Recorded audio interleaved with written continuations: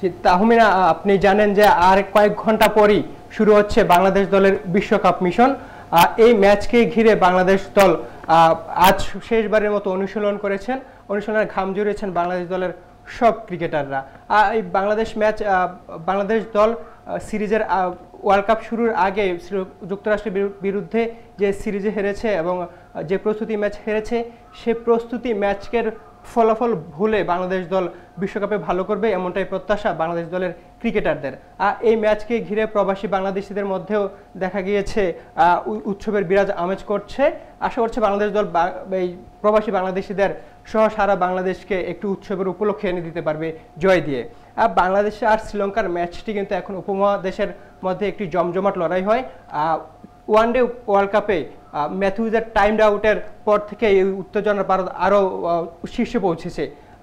ডালাসে এতদিন টানা বৃষ্টি হলেও বাংলাদেশ এবং শ্রীলঙ্কার ম্যাচকে ঘিরেই কিন্তু আবহাওয়া পূর্বাভাস দেখা গেছে যে বাংলাদেশ শ্রীলঙ্কার ম্যাচে বৃষ্টি হবে না।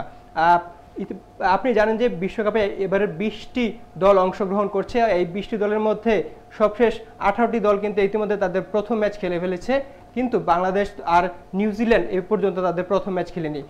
এই জন্য বাংলাদেশ আর নিউজিল্যান্ড আগামীকাল তাদের বিশ্বকাপের প্রথম ম্যাচে মাঠে নামবে। আর নিউ ইয়র্কের যে স্টেডিয়ামটি রয়েছে, নাসাউ স্টেডিয়াম, সেই স্টেডিয়ামকে ঘিরে আইসিসি সমালোচনা হলেও, নানা সমালোচনা হচ্ছে, রান হচ্ছে না কেন উইকেটে। এই সমালোচনা ঘিরে আইসিসি বিবৃতি দিয়েছে যে আইসিসি এই স্টেডিয়াম আবার ঠিক করার দায়িত্ব নিয়েছে। নিউজ রুমের প্যাভিলিয়ন থেকে এই ছিল আমার কাছে সর্বশেষ। তাহমিনা।